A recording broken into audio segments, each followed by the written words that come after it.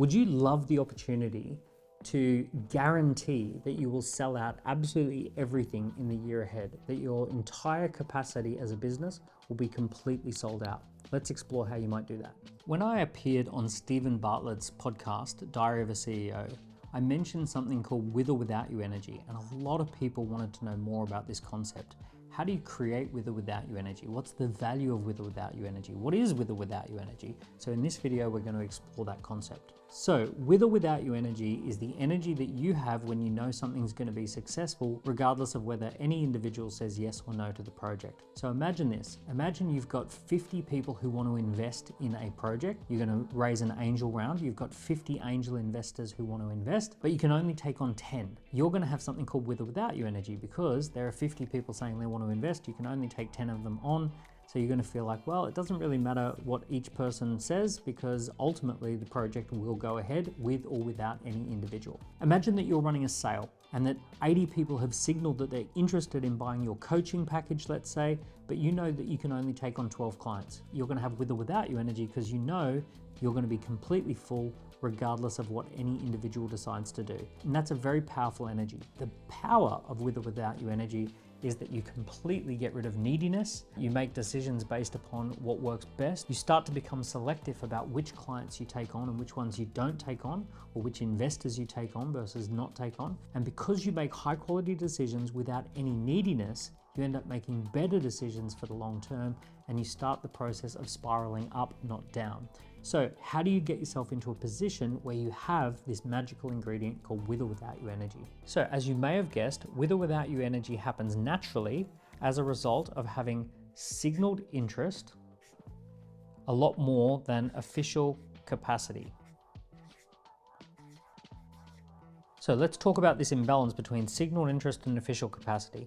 Signaled interest is the number of people who have signaled that they want to buy from you or invest in you.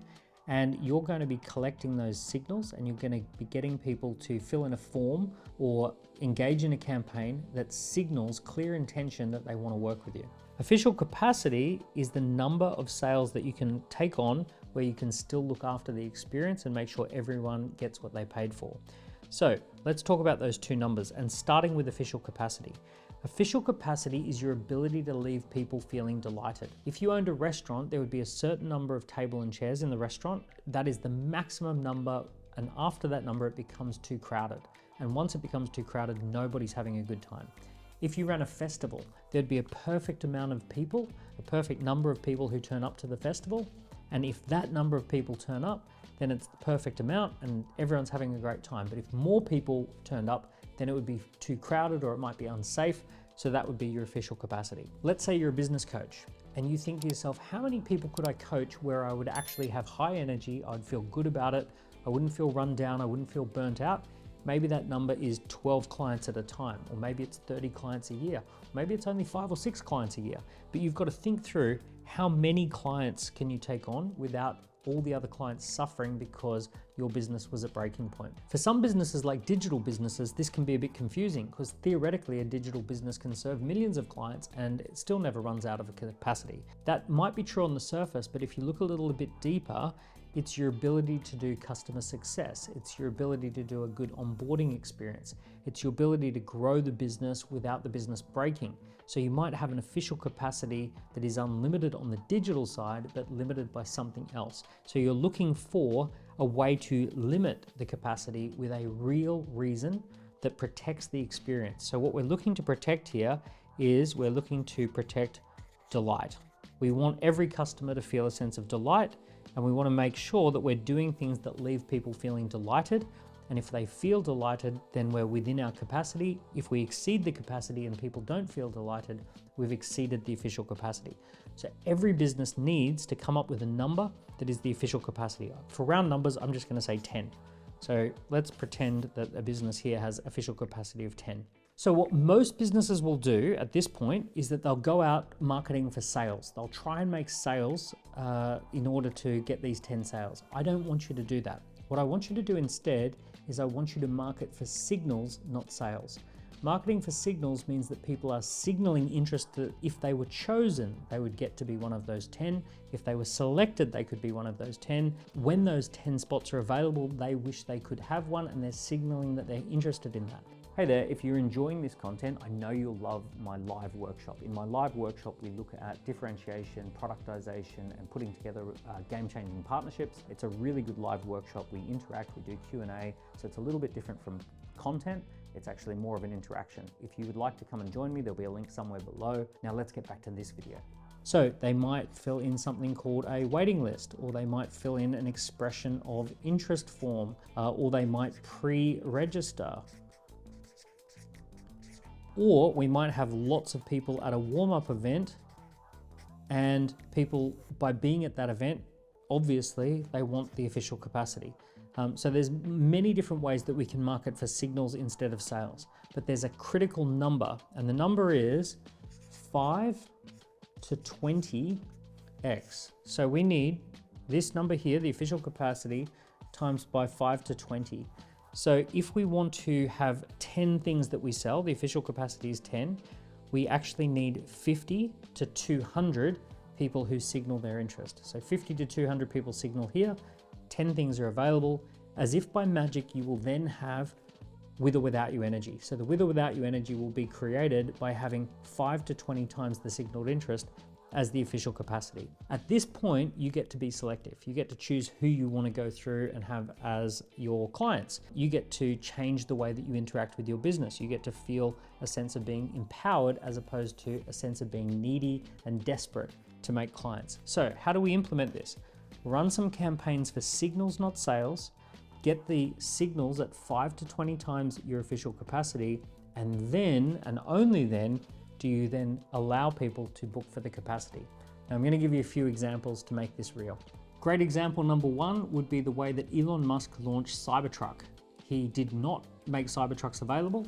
He said, we're going to launch Cybertruck in 3 years from now, but you can join the waiting list. He got people to put down a $100 deposit in order to join the waiting list to get a Cybertruck when they became available. Over 1 million people in the first 2 weeks put down a deposit, and that allowed him to go to JP Morgan or Merrill Lynch and get the money to build the factory. So he got people to signal their interest in Cybertruck, even though they couldn't have one until the factory was built, which would be 3 years into the future. So signaled interest was high, official capacity was fairly low. In fact, the official capacity was 0 at the beginning until such time as they had a factory.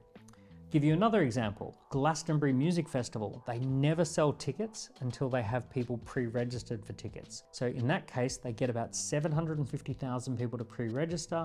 They only have 140,000 tickets available. So they're about 5 to 1 oversubscribed. They've got 5 people who have signaled interest for every 1 ticket they want to sell. And only then do they then release the tickets, and they all sell out within under an hour. So by building up that registration list and then making the tickets available, they sell out really quickly in an industry that typically struggles to sell tickets. I'll give you a third example that is more for a business coach or a small business. I know a gentleman who's a business coach. He coaches CEOs. He paid to be a guest speaker at a CEO conference. He stood up on stage, delivered a great 30-minute presentation. At the very end of the presentation, he said, if you would like to work with me, please take a photo of this QR code. He put a QR code up there. The QR code took people to a registration of interest page. What was interesting is that everyone in the audience could see that about 50% of the audience immediately pulled out their phone and took a photo of the QR code. So what that did is it told the whole audience that about half the people, there's about 150 people who took out their phone and took a photo, so 50% of the 300 people. It told the rest of the audience that lots of people were interested in working with Eric. They could see it all around them. Now, when those signals came in, he let people know that he could only take on 12 coaching clients, and that he had 150 people who had registered for those 12 spots. He was able to sell out his entire yearly capacity for coaching in about 3 days.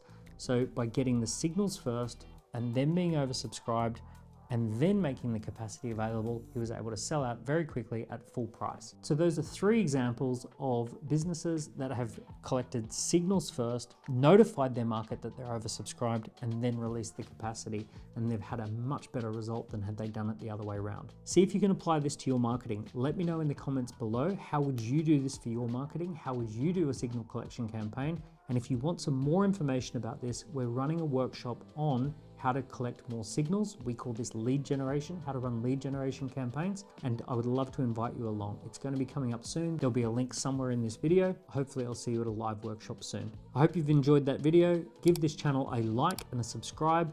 Leave a comment. All interactions with this channel help to grow the channel, and we really appreciate it. I'll see you next time.